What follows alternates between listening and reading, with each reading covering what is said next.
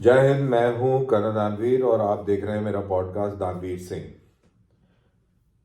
मेरे को लगा कि एक वीडियो बनाना चाहिए कि इंडिया और पाकिस्तान के बीच में सोचों में क्या तब्दीली आ गई है और क्या तब्दीली मुझे महसूस होती है।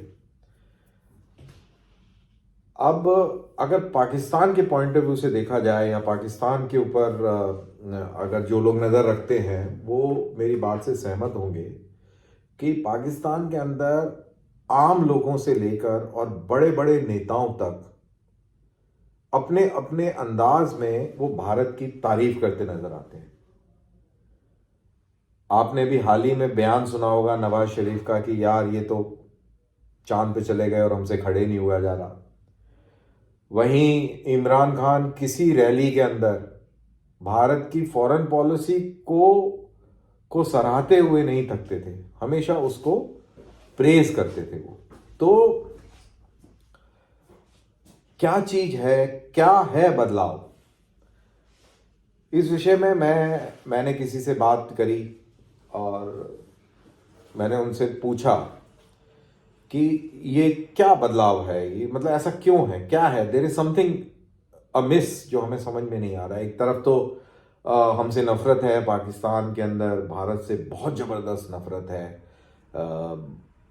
भारत इट इज़ हिंदू मुस्लिम वाला एंगल है, भारत को हिंदू राष्ट्र के तौर पर समझते हैं। और मेरे ख्याल से शायद है भी, अनडिक्लेयर्ड हिंदू राष्ट्र है भी, तो समझते हैं तो कोई गलत नहीं समझते हैं। बट कॉन्स्टिट्यूशनल डेमोक्रेसी है हमारी और हमारे कॉन्स्टिट्यूशन में हम लोग रिपब्लिक हैं, हम लोग हिंदू राष्ट्र नहीं हैं। But yes, fundamentally, essentially, at the base of it हम हिंदू राष्ट्र हैं। और हमारा जो जो सोच है, जो हमारी प्रवृत्ति है, वो हमारे कॉन्स्टिट्यूशन से झलकती है। तो जो कॉन्स्टिट्यूशन हमारा है वो इसलिए है क्योंकि हम हिंदू राष्ट्र हैं, ये मेरा मानना है। इसको आप किसी भी एंगल से समझिए, सोचिए, इसके ऊपर टिप्पणी कीजिए, ये आपका मौलिक अधिकार है, आप स्वतंत्र हैं, आप कर सकते हैं। लेकिन ऐसा मेरा मानना है कि हम एक हिंदू राष्ट्र हैं और क्योंकि हम हिंदू राष्ट्र हैं इसीलिए हमारा कॉन्स्टिट्यूशन इस तरीके से है और इस तरीके से हमारे लोग इतनी लंबी लड़ाइयां लड़ रहे हैं अपने आराध्यों के जन्म स्थानों को लेकर।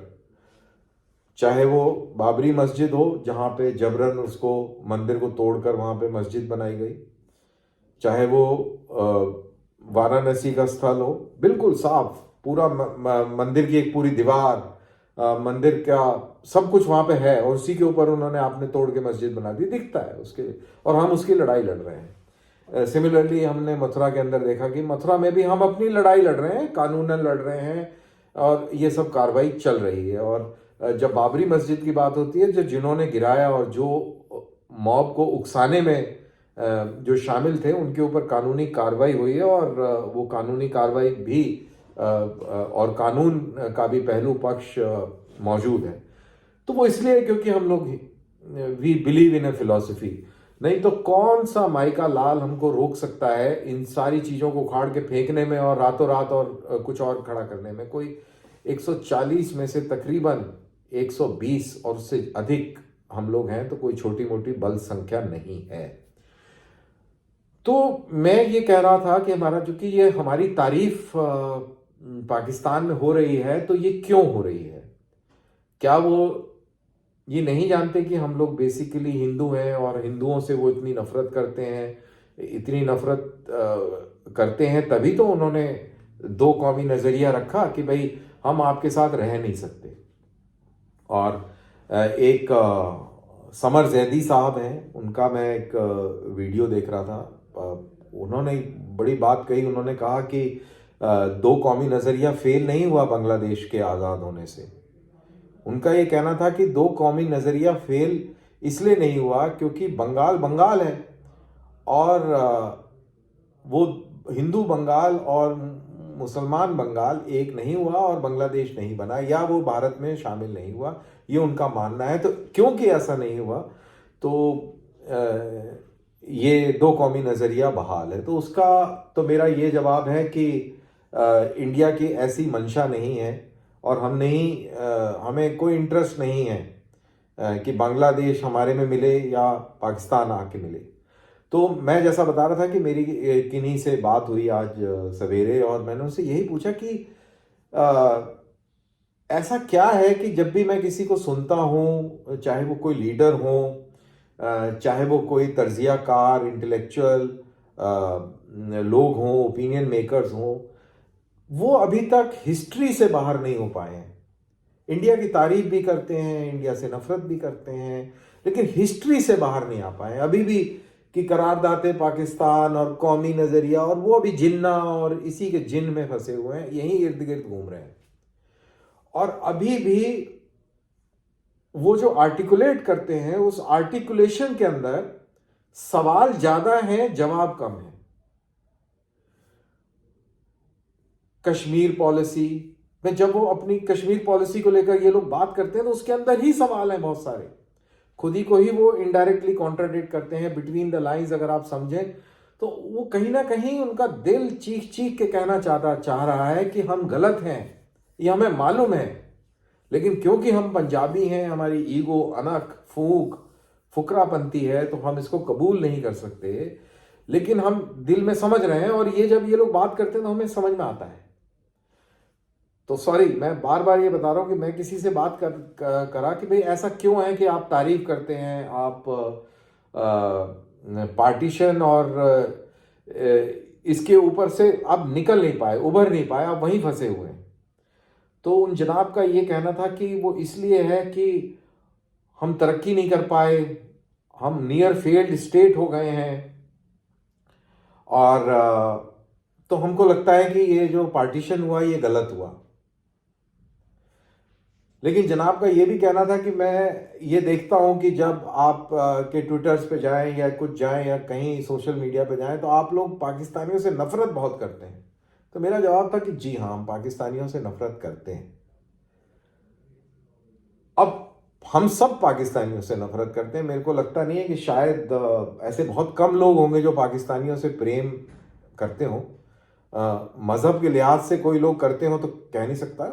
खैर, हिंदू भी करते होंगे, कुछ सिख भी करते होंगे। सिख तो खैर कुछ बड़ी तादाद में करते हैं, ऐसा देखने में मिलता है। हिंदुओं में भी इस तरीके का प्रेम हमको देखने को मिलता है, पाकिस्तानी प्रेम है, ठीक है। लेकिन बुनियादी तौर पर देखिए, सदियों की नफरत है। जिस तरीके से ये आक्रांता भारत में आए, इन्होंने हमारे ऊपर जुल्म करे, हमारे कहते हैं कि 40,000 मंदिर तोड़े, लाखों लोगों को मारा, कितने औरतों के साथ रेप किया, जबरन इनको मुसलमान बनाया। आए दिन हम सिंध की वो तस्वीरें और वीडियो देखते हैं कि कैसे छोटी छोटी बच्चियों को पकड़ के ले जाते हैं, जबरन उनको कलमा पढ़वा के निकाह कर देते हैं। तो ये चीज़ हमने तकरीबन 800 साल तक देखी है। और ये जो जो जो इस मुल्क का जो कल्चर है, इस देश का जो कल्चर है, कि वर्बली वो पास ऑन हुई हैं चीज़ें पीढ़ी दर पीढ़ी, लोक संगीत के तौर पर, कविताओं के तौर पर, और फोकलोर के तौर पर, they have been passed from generation to generation. मैंने भी अपनी दादी नानी से ऐसी बहुत कहानियां सुनी हैं, उन्होंने अपनी दादी नानी से सुनी होंगी, और वो कहानियां मैंने भी अपने बच्चों को बताई हैं। तो ऐसे पीढ़ी दर पीढ़ी ये चीज़ें चली हैं। तो नफरत तो है। और जिन्ना जब ये कहते थे कि दो कौमी नज़रिया, तो दो कौमी नज़रिया तो है। अब पाकिस्तानियों को इसको वो किसी और नज़र से देखते हो कि वो गलत था, पार्टीशन नहीं होना चाहिए था। हम लोग भी ये माना करते थे किसी ज़माने में, लेकिन अब जब हम देखते हैं, इंटरनेट की बदौलत हमें बहुत सारी चीज़ें देखने को मिलती हैं, हम देखते हैं, हम पढ़ते हैं, हम उन लोगों की बातें सुनते हैं, तो हमें लगता है कि नया ना ना ना ना, ये बहुत अच्छा हुआ और हमारी जान छूटी, हम बचे। क्योंकि अगर ऐसा ना होता तो आप सोचिए कि क्या हालत होती यहाँ पर, कितने मतलब क्या बहुत मुश्किल हो जाती। हम लोग अपनी जीवन शैली को अपने तरीके से ना जी पाते।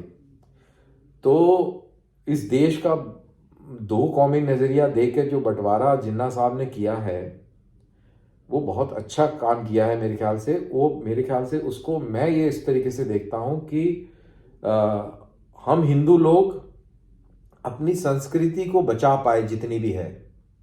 अगर ये ना होता, अगर आप हमारे ऊपर हमारी इस पॉपुलेशन में 25 करोड़ पाकिस्तान के, 25 करोड़ बांग्लादेश के मुसलमान, यानी 50 करोड़ मुसलमान और जोड़ देते इस 140 करोड़ की जनसंख्या में, और तकरीबन 20 से 25 करोड़ हमारे अपने मुसलमान, तो इन सबको जोड़ लेते तो 75 करोड़ मुसलमान होता। आप सोचिए। और फिर हम अपना जो हम जिस तरीके से हम जीते हैं, सेकुलरिज्म के लिहाज से हम जीते हैं, हमने वो ये जो आइन है ये हमें अंग्रेज़ नहीं दे के गए हैं, ये हम लोगों ने बनाया है। हमारी जो कॉन्स्टिट्यूएंट असेंबली थी उन लोगों ने बनाया है ये। अंबेडकर साहब, उन्होंने इसको दर्ज किया है, उसको रूपरेखा दी है, तो हम लोगों ने बनाया है। तो क्या हम इस तरीके का ये बना सकते? शायद ये हम नहीं कर पाते। और ये दो कौमी नज़रिया जिसके ऊपर अब जिसको आप अंडू करने की कोशिश कर रहे हैं, चाहे वो इमरान खान हो, नवाज शरीफ हो, भारत की प्रशंसा कर रहे हैं और ये इनडायरेक्टली बता रहे हैं कि पार्टीशन गलत हुआ। जब ये कहते हैं कि इंडिया चांद पे चला गया और हम खड़े नहीं हो पा रहे, ये बता रहे हैं कि पार्टीशन गलत हुआ। लेकिन आप सोचिए कि अगर ये ना होता तो क्या हम चांद पे जा पाते? अगर ये ना हुआ होता तो क्या हमारा राम मंदिर बन पाता? अगर ये ना हुआ होता तो क्या हम आज सेक्युलर मुल्क होते? ये सब चीजें सोचने वाली बात है। और दूसरी चीज मेरा ये मानना है कि हमारे जो पॉलिटिकल क्लासेस हैं उन लोगों ने भी हमारे साथ धोखा किया है। आपने all India Muslim personal law board बीच में फंसा दिया। जब एक देश का एक कानून है, देश का एक संविधान है, तो ये all India Muslim personal law board ला के आपने एक तरीके से दो आइन बना दिए कि, और यही दो कौमी नजरिया है। तो आपने दो कौमी नजरिया के नजरिए की तस्दीक करी, एक्सेप्टेंस करी और उसको आपने बढ़ावा दिया। आई डोंट नो, मैं कॉन्स्टिट्यूशनल एक्सपर्ट नहीं हूं, बट आई थिंक इसकी कॉन्स्टिट्यूशनल वैलिडिटी है, लीगल है ये all India Muslim personal law board. आपने एक सेक्युलर मुल्क के अंदर आपने शरिया भी घुसेड़ दी। तो ये धोखा किया कि नहीं किया? मेरे ख्याल से बहुत सरासर धोखा किया है। और मैं एक बारी नेहरू लाइब्रेरी में गया था, मेरे नोट्स भी होंगे, और ये चीज कॉन्स्टिट्यूएंट असेंबली में एक मुस्लिम नुमाइंदे थे, उन्होंने इस चीज के बारे में बात कही थी। He had spoken about it that we want special rights as Muslims. तो अंबेडकर साहब ने ये कहा था कि इस स्पेशल राइट्स के लिए एक नया मुल्क बन चुका है, आप वहां जाने के लिए स्वतंत्र हैं, आप जा सकते हैं। लेकिन पता नहीं क्या हुआ आने वाले समय में कि वो चेंज हो गया और आपने दो कौमी नजरिए को एक लीगल जामा पहना दिया। तो इस मुल्क में अभी दो कौमी नजरिया है, जो जिन्ना साहब चाहते थे वो आपने लागू किया हुआ है। तो अब इतनी सारी कहानी सुनाने के बाद पाकिस्तानियों को लगता होगा कि ये पार्टीशन गलत हो गया और काश हम एक अनडिवाइडेड कंट्री होते।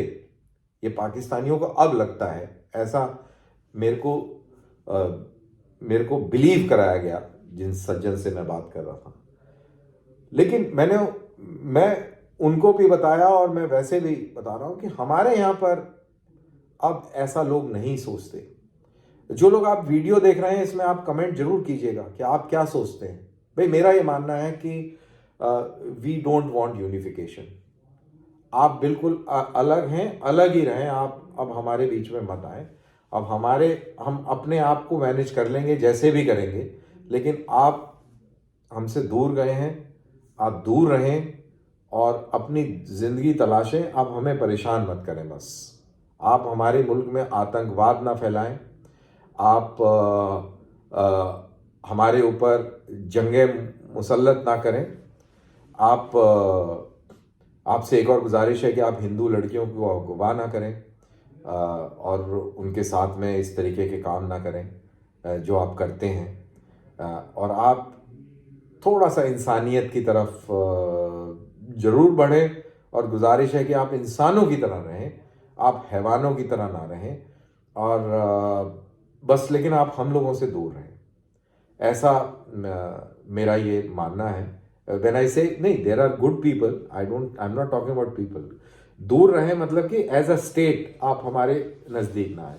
इंडिया एक सेपरेट स्टेट है, पाकिस्तान एक अलग स्टेट है। आप हमारी तारीफ करके और हमसे उस तरीके से दोस्ती ना करें, मतलब I am talking state to state, individual to individual is a separate story. उससे कोई वो नहीं है, पीपल टू पीपल कांटेक्ट होनी चाहिए और वो नफ़रतें दूर होनी चाहिए, लेकिन जो बॉर्डर है वो इसी तरीके से सलामत रहना चाहिए, और दैट्स ऑल। तो इस पे आपका क्या कमेंट है, प्लीज़ कमेंट बॉक्स में डालिएगा। थैंक यू, जय हिंद।